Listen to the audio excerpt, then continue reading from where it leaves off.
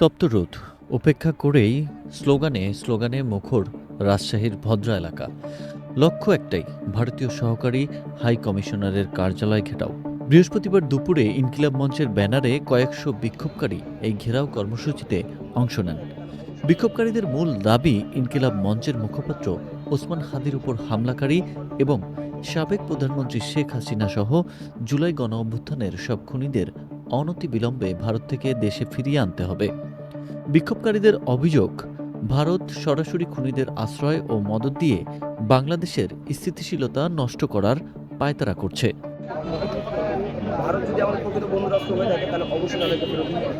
হাসিনাকে তাড়াইছি, হাসিনা অপকর্ম করছে, সে খারাপ কাজ করছে, আমরা তাকে হটাইছি। নেক্সট টাইমে যারা করবে আমরা তাদের বিরুদ্ধে করবো, সেটা ভারত হোক, সেটা বাংলাদেশের মানুষ হোক, সেটা পাকিস্তান হোক, সেটা যে কোনো দেশ হোক না কেন।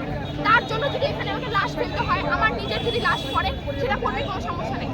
পুলিশের বড় বড় জায়গাতে ভারতের আধিপত্য এখনো বসে আছে।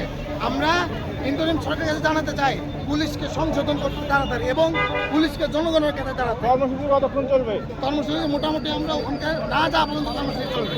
বিক্ষোভ চলাকালীন অপ্রীতিকর পরিস্থিতি এড়াতে হাইকমিশন এলাকায় মোতায়েন করা হয় বিপুল পরিমাণ পুলিশ ও আইনশৃঙ্খলা বাহিনীর সদস্য।